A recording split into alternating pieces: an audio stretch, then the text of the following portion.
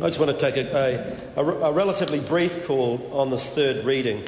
First, just to start with, to say right from the outset that over the course of the last 6.5 hours that we've been debating this particular bill, that we are still waiting for any good reason why the archives and the National Library have to be pushed into the Department of Internal Affairs.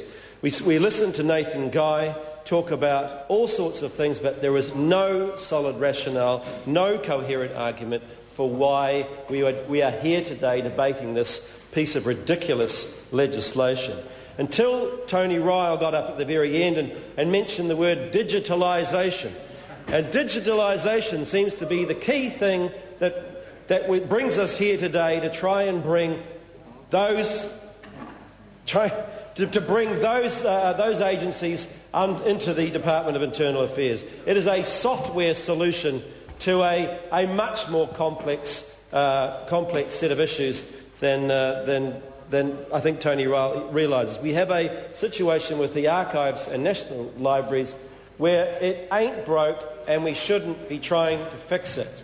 They are very good institutions. They have shown themselves to be much better as independent organisations, and we shouldn't be trying to push them into the Department of Internal Affairs.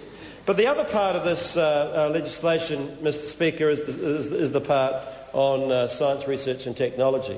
And Dr Wayne Mapp has gone to some lengths to explain how this particular part of the bill is going to bring about this huge change and step change in the way that the economic progress and fortunes of this country are going to proceed.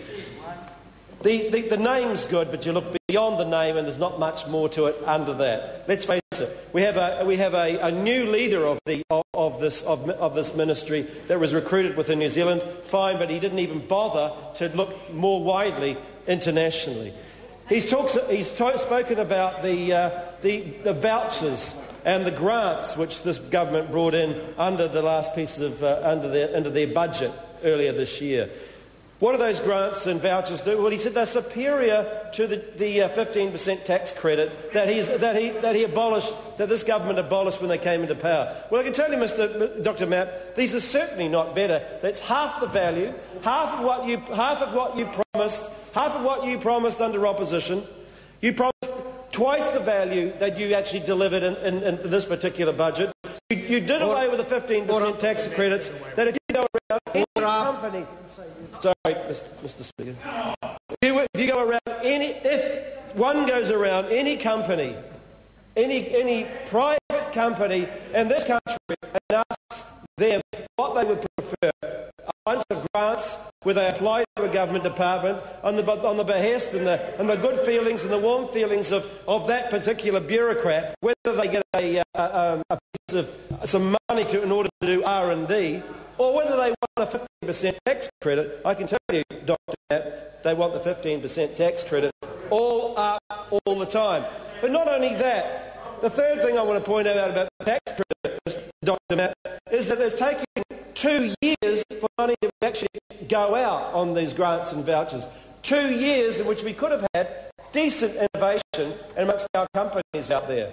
Decent innovation. Instead, tax credits were stopped, and it's taken 2 years for us to be able to construct this new wonderful scheme that he's brought out, where basically companies have to go cap in hand to a bureaucrat in order to get money to fund their R&D. Well, I tell you what, Colin King's making an intervention. I tell you what, Colin King, Australia came over and took our 15% tax credit, lock, stock and barrel, everything that we had done, and transported it over there, and that's what they've got. That's what their companies have got.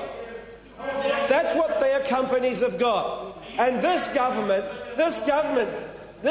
proclaims that it wants to catch up to Australia, and Australia's just come over and taken one of our best ideas, transported it back there, and they're using that, and their companies are getting all the advantages. Not to mention they bumped the R&D spend up by 25%. So what this government's coming out as one of its main drivers of economic development, which is R&D and innovation is purely pathetic. It's dismantled the best thing that has been brought in. Actually, it's the biggest tax cut that companies in this country have ever received. It's bigger than the tax downgrading that was announced in the budget.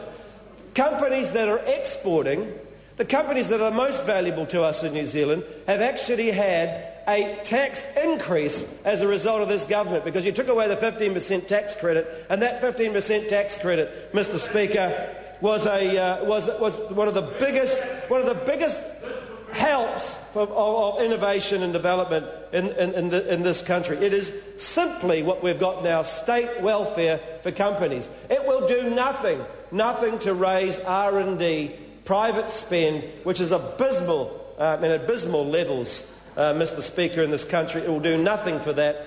And Dr. Mapp keeps on interjecting, but Dr. Mapp keeps talking about Denmark as this wonderful country that has the same agricultural basis as us, but has managed to increase its manufacturing and its innovation.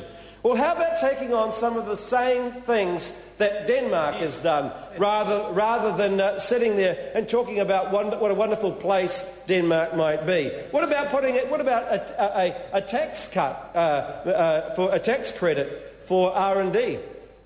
Denmark has lots of assistance and lots of support, far more support than this government's handing out. If this minister is really wanting to be aspirational, why don't we go over to Denmark and see who's over there that might actually lead our science and innovation ministry, rather than opening up the recruitment process for a period of 2 weeks and 3 days. Somehow, in 2 weeks and 3 days, we were supposed to attract the best and the brightest throughout the world, and instead, what we did was we kept our aspirations looking at our feet rather than looking at the sky, and instead of that, we've got something which I don't believe. We certainly have not gone through the right process. So, Mr. Speaker, I believe that while this bill seeks to bring the Ministry of Research, Science and Technology together with the Foundation and create a new, dynamic, innovative powerhouse, it's doing nothing of the sort. In fact, as we found out in the Select Committee when we asked some of the officials, when we said to some of the officials, tell me, where is the aspirational aspects?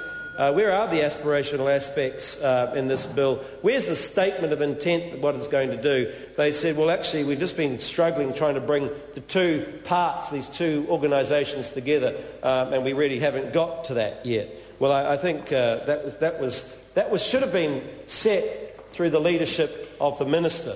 It should have been set from the leadership of the minister, and we should have had an aspiration that we could have actually followed in a piece of legislation that followed that aspiration. But instead we've got a piece of welding together of a couple of departments. We're not opposed to it, because when we come back into power we'll make something of it. We'll take this shell, we'll take this pathetic attempt at innovation, the words, nothing more than the words, we'll stitch it together and actually make something of it, and that will include having a tax credit like the government has taken away.